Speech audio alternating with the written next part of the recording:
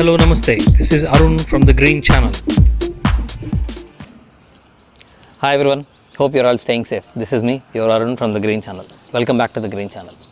ముందుగా మన రైతు సోదరీమణులందరికీ ఏరువాక పౌర్ణమి శుభాకాంక్షలు. ఈ ఏరువాక పౌర్ణమి అంటే చాలామందికి ఆల్రెడీ తెలిసి ఉండొచ్చు. సో ఇది స్పెషల్లీ ఏరువాక పౌర్ణమి గురించి ఇంకొన్ని డీటెయిల్స్ కొంచెం ఈ కొత్త జనరేషన్కి దీని గురించి తెలియని వాళ్ళకి, కొత్త జనరేషన్లో కూడా తెలిసిన వాళ్ళు ఉండొచ్చు. I'm not saying that. So ఎవరైతే ఏరువాక గురించి ఇంకొంచెం డీటెయిల్స్ తెలుసుకుందాం అనుకుంటున్నారో ఈ వీడియో మీకు చాలా డీటెయిల్డ్గా ఐ ట్రై టు ఎక్స్ప్లెయిన్. దీంట్లో మెయిన్గా ఏరువాక అనేది, ఏరు అంటే దుక్కి దున్నటానికి తయారు చేయబడినటువంటి రెడీ అయినటువంటి నాగలి, దాన్ని ఏరు అంటారు. నాగలి అంటే ఈ సాయిల్ని మనకు లూజ్ చేయడానికి దుక్కి దున్నటం అంటారు దాన్ని. దానికి వాడేటువంటి ఒక సాధనం. ఈ బలరాముడికి ఉన్నటువంటి ఆయుధం అది నాగలి. హలం అంటారు, హల్ అంటారు హిందీలో. సో ఈ పర్టికులర్ నాగలితో దాన్ని ఏరు అంటారు. ఏరు వాక అంటే ఆ నాగలి తీసుకొని దుక్కి దున్నటానికి, అంటే వ్యవసాయం పనులు మొదలు పెట్టడానికి బయలుదేరటాన్ని ఏరువాక అంటారు. అది జ్యేష్ఠ శుద్ధ పౌర్ణమి రోజు మొదలు పెడతారు ప్రతి సంవత్సరం. అది వ్యవసాయ పనులు మొదలు పెట్టడానికి మొదటి రోజు. ఇది ఒకళ్ళు ఫాలో అవడము ఇటాని కాదు. ఏరువాక పౌర్ణమి అనేది అందరూ త్రూఅవుట్ ఎవరైతే రైతులుగా పనిచేస్తున్నారో, వాళ్ళు వ్యవసాయం మొదలు పెడుతున్నారో అందరూ ఇదే రోజు మొదలు పెడతారు. ఎందుకు అంటే ఈ రోజుతో సమ్మర్ అయిపోతుంది, అంటే ఎండాకాలం అయిపోయి మనం వర్షాకాలంలోకి వెళ్తున్నాం. వర్షాకాలంలోకి వెళ్తున్నామంటే ఇది ఎలా అంటే ప్రకృతి అలారమ్స్ ఇవన్నీ. కరెక్ట్గా ఈ పౌర్ణమి అయిపోయిన వారం రోజుల్లో మీకు ఖచ్చితంగా వాన పడుతుంది. వాన పడటం అంటే అదేదో ఒకసారి వాన పడటం కదా, ఇక్కడి నుంచి వర్షాకాలం మనకి మొదలైనట్టు లెక్క. వర్షాకాలం మొదలవుతుంది అంటే మరి వర్షాలు పడే లోపు మనం మన క్షేత్రాన్ని రెడీ చేసుకోవాలి. క్షేత్రము, బీజము ఈ రెండు ఎంతో ఇంపార్టెంట్. క్షేత్రం అంటే ఫీల్డ్, ఆ ఉన్నటువంటి పొలాన్ని మనం పంటకి రెడీ చేసుకోవాలి. మన వ్యవసాయానికి రెడీ చేసుకోవటం అంటే ఆ ఉన్నటువంటి ల్యాండ్ని మనం దున్నుతున్నారు, దుక్కి దున్నటం అంటారు. తర్వాత ఈ విత్తనాలు ఏవైతే ఉంటాయో వాటిని ఒక చోట వేసుకొని, ఇప్పుడు ఇక్కడి నుంచి వ్యవసాయం మనం జనరల్గా ఇటువైపు మన దక్షిణ భారతదేశంలో చూస్తే సౌత్ ఇండియా సైడ్ ఎక్కువగా పండించేది వరి. సో వరి పండించడం అంటే మనకి ఎక్కువగా మనం రైస్ తింటాం కాబట్టి వైట్ రైస్. ఆ వరి పండించే విధానంలో ఉన్నటువంటి కొన్ని స్టేజెస్ని మీకు ఒక చిన్న సీక్వెన్స్లో చెప్తాను. అది ఎలాగంటే ఫస్ట్ మనం చేసేది దుక్కి దున్నడం. అంటే ల్యాండ్ కంప్లీట్గా ఓపెన్గా ఉన్నటువంటి ల్యాండ్ని సమ్మర్ నుంచి మనం వర్షాకాలంలోకి వెళ్ళేటప్పుడు ఈ నాగలితో ఎద్దులకి కాడి కాడతారు. కాడి అంటే వాటి మెడ మీద వేసి ఉండేది కాడి. దానికి ఈ నాగల్ని కట్టి వరుసగా చాలు అంటారు, ఇలా చాలుగా ఒక లైన్స్గా దాన్ని పైన ఉన్నటువంటి సాయిల్ లేయర్స్ని కదిలిస్తారు. అప్పుడు సాయిల్ లూజ్ అవుతుంది. దాని తర్వాత ఈ మొత్తం పొలంలో ఇప్పుడు లెట్స్ సే ఒక 2 ఎకరాలు 3 ఎకరాలు 5 ఎకరాలు ఇలా ఎంతైనా ఉందనుకోండి, అంతట్లో తీసుకెళ్ళి మనం ఇక్కడ ఎట్లయితే మొక్కలు విడివిడిగా నాటుతున్నామో అట్లా నాటరు. మనం ఎలాగైతే ఫస్ట్ నారు వేసుకుంటామో అలాగా అక్కడ నారుమళ్ళని వేస్తారు. అంటే ఇంత పెద్ద పొలంలో ఒక కార్నర్లో ఒక చోట మొత్తం విత్తనాలన్నీ చల్లుతారు. అప్పుడు దాన్ని నారుమడి, మొత్తం చక్కగా గ్రీన్గా ఇంత వచ్చి ఉంటాయి అవన్నీ. అట్లా వచ్చినటువంటి నారుని వాళ్ళు కట్టలు కట్టి ఎక్కడైతే వాళ్ళు ఇవన్నీ నాటాలో దానిలో నీళ్లు పట్టి అదంతా చక్కగా నేల సాయిల్ అంతా మెత్తగా వచ్చేటట్టుగా రెడీగా చేసి ఉంచుతారు. కొద్ది రోజులు దాన్ని అలా ఈ నారు వచ్చేలోపు ఈ మిగతా పొలం అంతా కూడా నీళ్లు పెట్టి చక్కగా మెత్తగా చేసి ఉంచుతారు సాయిల్. అప్పుడు ఈ కట్టలుగా ఇక్కడి నుంచి నారు తీసి దాన్ని కట్టలుగా కట్టి మొత్తం అలా విసురుతారు, అంటే డిస్ట్రిబ్యూట్ చేసి పెడతారు ఈక్వల్గా. అప్పుడు దాన్ని నాట్లు వేయడం అంటారు. దాని తర్వాత ఈ కట్టల్లోంచి ఒక్కొక్కటిగా తీసుకొని దానికి అదొక ఆర్ట్.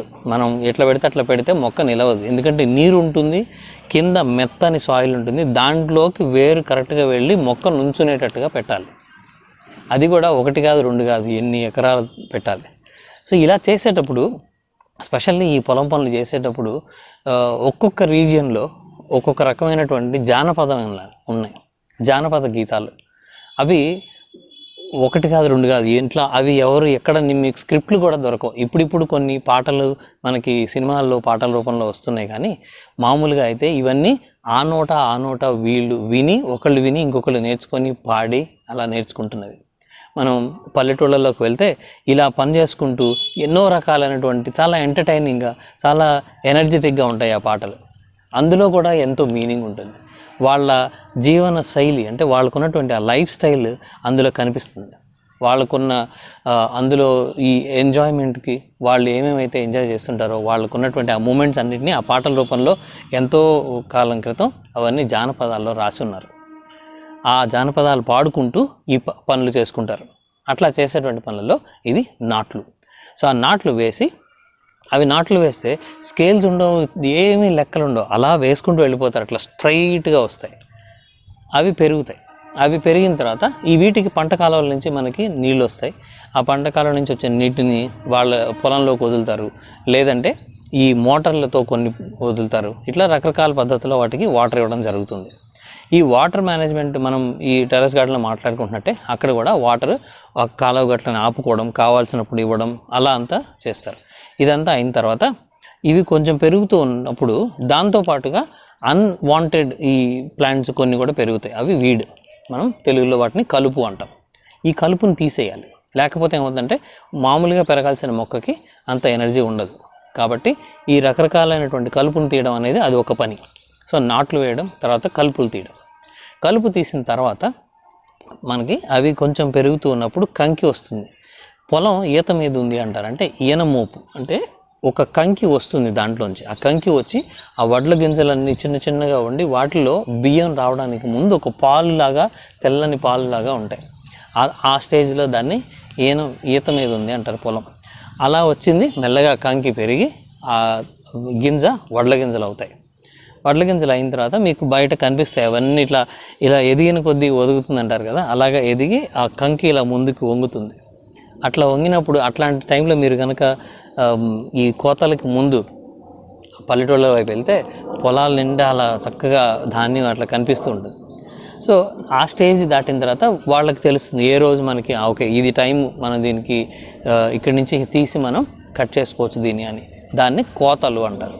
కోతలు అంటే వాళ్ళ దగ్గర ఒక కొడవలు ఉంటుంది, కోత కత్తి అంటారు.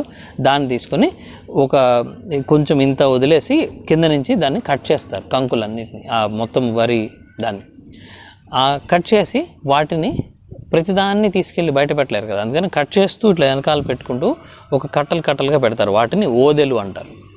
ఈ పొలంలోనే ఈ కట్ చేసి అక్కడ పెడుతూ అలా కుప్పలుగా పెట్టేసి మొత్తం కటింగ్ అయిపోయిన తర్వాత కొద్ది రోజులు దాన్ని అట్ట ఎండనిస్తారు. అది ఎండుతున్నప్పుడు ఏమవుతుందంటే నేలకి ఇలా ఉంటుంది, దీని మీద ఉంటుంది కాబట్టి కొద్ది రోజులకి ఏమవుతుంది, కింద మాయిశ్చర్ ఉంటుంది, తేమ ఉంటుంది, అది దానివల్ల గింజ పాడవుతుంది. అందుకని దాన్ని ఏమంటారంటే ఇలా ఉన్నదాన్ని ఇలా తిప్పుతారు, దాన్ని ఓదెలు తిప్పడం అంటారు. అలా తిప్పి మళ్ళీ కొద్ది రోజులు అటు ఎండనిస్తారు. ఇట్లా కంప్లీట్గా ఎండిపోయినటువంటి ఈ కంకుల్ని ఇవి తీసుకొని తర్వాత నెక్స్ట్ వచ్చే స్టేజ్ ఏంటంటే నూర్పుళ్ళు. సో మనం నెక్స్ట్ ఇలా వచ్చినటువంటి ఆ ఓదెలన్నీ తీసుకెళ్ళి నూర్పుళ్ళు అంటారు. నూర్పుళ్ళు అంటే ఈ కట్టలు కట్టినటువంటి ఈ వరి ఏవైతే కంకులు లాంటివి ఉంటాయో, కంకులతో ఉన్నటువంటి వరి ఆ మొక్కలు, వాటిని పైకి తీసుకెళ్ళి ఆ నూర్పుళ్ళ బల్ల ఉంటుంది ఒకటి, ఆ బల్ల మీద దీన్ని ఇలా కొడతారనమాట. అంటే ఈ కంకులు, దానికి ఉన్నటువంటి కంకులు రాలుతాయి కిందకి. అలా కిందకి రాలినప్పుడు ఆ మొత్తం రాసులాగా ఉంటుంది. ఈ ఎండుగడ్డి ఒక సైడ్కి వేస్తారు, ఆ కంకులన్నీ ఒక చోట పెడతారు. ఈ కంకులు ఏంటంటే ఇప్పుడు మనకి ఇట్లా కొడుతున్నప్పుడు ఈ ఆకులు కానీ దానిపైన ఉన్నటువంటి వేరే చెత్త చెదారం అంతా కూడా దానికి కలిసి ఉంటుంది కాబట్టి దాన్ని సపరేట్ చేయడం కోసం తూర్పారబట్టడం అంటారు. ఈ నూర్పుళ్ళు అయిన తర్వాత నెక్స్ట్ చేసే పని, ఆ పైన ఓపెన్గా ఒక పెద్ద పట్టాలు వేసి దాని మీద ఎత్తులో నుంచొని వాళ్ళు ఒక చాటలో దీన్ని ఎత్తి ఇలా మనకి ఇట్లా చేస్తూ కిందకు వదులుతారు. అప్పుడు బరువుగా ఉన్నటువంటి గింజలు కింద పడతాయి. ఈ పైన ఉన్నటువంటి ఆ ఎండిపోయిన ఆకులు కానీ అవన్నీ గాలికి అలా కొట్టుకుని వెళ్ళిపోతాయి. దాన్ని తూర్పారబట్టడం అంటారు. ఆ గాలి వాటుకి గింజల వరకు కింద ఉంటే మిగతావన్నీ వెళ్ళిపోతాయి. ఇలా తూర్పార పట్టిన తర్వాత వచ్చినటువంటి ఆ ధాన్యాన్ని, ఆ ధాన్యం రాసుల్ని మెల్లగా వీటిల్లోకి గోతాల్లోకి తీసుకుంటారు.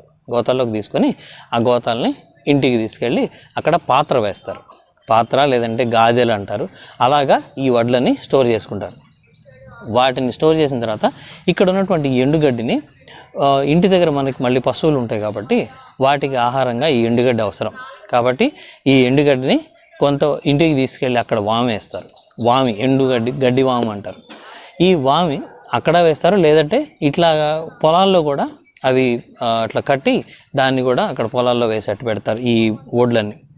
సో ఇలా ఈ ఫైనల్గా వచ్చినటువంటి ఈ వడ్లు ఏవైతే ఉంటాయో అవి వాళ్ళు సంవత్సరం పాటు వాళ్ళకి కావాల్సినవి ఉంచుకొని మిగతావి మార్కెట్లో అమ్మేస్తారు. సో ఇది దాన్ని రెగ్యులర్ సైకిల్, ఒక వరి పండేటువంటి సైకిల్. దాంట్లో వచ్చేటువంటి రకరకాలైన పేర్లు, ఆ ఇండివిజువల్ స్టేజ్లో వాటిని అనేటువంటి పేర్లు. సో ఇది జనరల్గా వ్యవసాయదారులు చేసేటువంటి పని. ఈ పని మొత్తానికి మొదలు ఈ ఏరువాక పౌర్ణమి. ఆ రోజునే ఈ వ్యవసాయదారులు ఎవరైతే రైతులు ఉంటారో వాళ్ళు పొలానికి వెళ్ళి మొదలు పెడతారు. ఇప్పుడు మనం అది మన టెర్రస్ గార్డెన్కి రిలేట్ చేసుకోవాలి అంటే, టెర్రస్ గార్డెన్లో కూడా మనం సుమారుగా ఇలాంటి పనులే చేస్తాం. వాళ్ళకైనా మనకైనా అందరికీ సీజన్ ఒకటే కాబట్టి మనం కూడా రైతుల్లాగానే అవి ఫాలో అవుతాం. ఎలాగా, ఇప్పుడు సమ్మర్కి మనం జనరల్గా ఈ టెర్రస్లో ఉన్నటువంటి పార్ట్స్ అన్నిటి మీద మల్చింగ్ వేస్తాం. ఎందుకు? అవి సన్కి డైరెక్ట్గా ఎక్స్పోజ్ అవుతాయి కాబట్టి సాయిల్ కొంచెం నీరు నిలుపుకోవడం కోసం మనం పైన మల్చింగ్ వేస్తాం. మల్చింగ్ అంటే అది ఎండాకులు కావచ్చు, లేదంటే ఈ రంప పోటు కావచ్చు, ఇట్లా రకరకాలైనటువంటి మల్చింగ్లు మనం వేయడం జరుగుతుంది. ఈ మల్చింగ్ని ఒక్కసారి తీసేసి ఫ్రెష్గా సాయిల్ని మనం కదిలించి, వీలైతే ఫ్రెష్గా సాయిల్ మళ్ళీ తీసేసి మళ్ళీ కలుపుకొని, ఆ కలుపుకునేటప్పుడు ఆబ్వియస్లీ అందులో ఈ వేప పొడి లేదంటే బయోఫంగిసైడ్స్ ఇలాంటివన్నీ వేసినప్పుడు దాంట్లో ఏదైనా పొరపాటున ఫంగస్ ఉన్నా కూడా అది పోతుంది. ఈ వేరుకు సంబంధించినటువంటి ఎలాంటి ప్రాబ్లమ్స్ రాకుండా కాపాడుకోగలుగుతాం. అలా సాయిల్ని తయారు చేసి ఈ కార్యక్రమంలో మీరు ఖచ్చితంగా డ్రైన్ హోల్స్ ఏవైతే మనం పెడతామో నీరు బయటికి పోవడానికి, వాటిని జాగ్రత్తగా మళ్ళీ ఒకసారి గమనించుకోండి. కొన్ని పూడుకుపోయి ఉండొచ్చు, అలాంటివి మళ్ళీ ప్రాపర్గా చేసి నీరు నిలవకుండా అవి క్లియర్ చేసుకోండి. అలా చేసుకున్న తర్వాత విత్తనాలు మనకి గట్టిగా ఈ ఏరువాక పౌర్ణమి నుంచి ఒక 1 వీక్ లోపు మనకి వర్షాలు పడతాయి. సో ఈ లోపు విత్తనాలు పెట్టుకొని అవి మొలకలు వచ్చేటట్టుగా చూసుకోండి. మనం ఇక్కడి నుంచి కరెక్ట్గా అన్ని వర్షాకాలం వచ్చింది కాబట్టి ఇప్పుడు ఆల్మోస్ట్ అన్ని రకాల విత్తనాలు మనం వేసుకోవచ్చు. సో ఇలా మనం విత్తనాలు పెట్టుకున్న తర్వాత దాన్ని రెగ్యులర్గా మనం ఎవ్రీ 1 వీక్ ఒకసారి, 15 డేస్కి ఒకసారి ఆర్గానిక్ రిలేటెడ్ వాటికి సప్లిమెంట్స్ ఇస్తాం. జీవామృతం కానీ, లేదంటే పంచగవ్య, ఇంకా ఇలా ఫ్రూట్ ఫర్మెంటెడ్ జ్యూసెస్, ఇలా అన్నీ ఇచ్చి వాటిని మనం చాలా జాగ్రత్తగా పెంచుకుంటూ వస్తాం. ఎక్కువ వానలు వచ్చినప్పుడు మనకి మెయిన్గా డ్రైన్ హోల్స్ కరెక్ట్గా ఉన్నాయో లేదో అదొకటి చూసుకోండి. డ్రైన్ హోల్స్ మనకి పూడిపోయి ఉంటే మనకి వాటర్ నిలిచిపోయి వేరు కుళ్ళిపోయే అవకాశం ఉంటుంది. సో ఇలాంటి జాగ్రత్తలు తీసుకుంటూ మనం మంచి హార్వెస్ట్ సంపాదించుకోవాలని అందరినీ మళ్ళీ ఇంకొకసారి అందరికీ ఎరువాక పౌర్ణమి శుభాకాంక్షలు తెలియజేస్తున్నాను. ఈ మెయిన్గా 1-2 జాగ్రత్తలు తీసుకోవాల్సినవి ఏంటంటే, వాన ఎక్కువగా పడుతుంది కాబట్టి నీరు నిలవకుండా ఉండాలి. అది నిలిచింది ఎత్తు మీద పెట్టుకోండి టబ్స్ అన్నిటిని. రీసెంట్గా మనం ఒక పీవీసీ పైప్స్ రిలేటెడ్ స్టాండ్స్ చేసాము, అది చూడండి. ఇంకో కొన్ని డిఫరెంట్ పైప్ స్టాండ్స్ కూడా మనం త్వరలో తీయబోతున్నాము, అవి కూడా గమనించండి. తర్వాత ఈ నీరు మేడ మీద నిలిచి ఉండటం వల్ల జారే అవకాశం, ప్రమాదం ఎక్కువగా ఉంటుంది కాబట్టి దాని మీద మనకి ఇంకొక వీడియో ఉంది, ఎలాంటి జాగ్రత్తలు తీసుకోవాలి మనం అనేవి. దాంతో కూడా మీరు ఇంకొకసారి ఆ వీడియో కూడా చూడండి, చూడకపోయింటే. అండ్ వన్స్ అగైన్ అందరికీ environmental day wishes. At the same time ఏరువాక పౌర్ణమి శుభాకాంక్షలు. అందరికీ మంచి పంటలు రావాలని, అందరూ సుఖంగా ఉండాలని కోరుకుంటున్నాం. మళ్ళీ నెక్స్ట్ వీడియోలో కలుద్దాం. Thank you.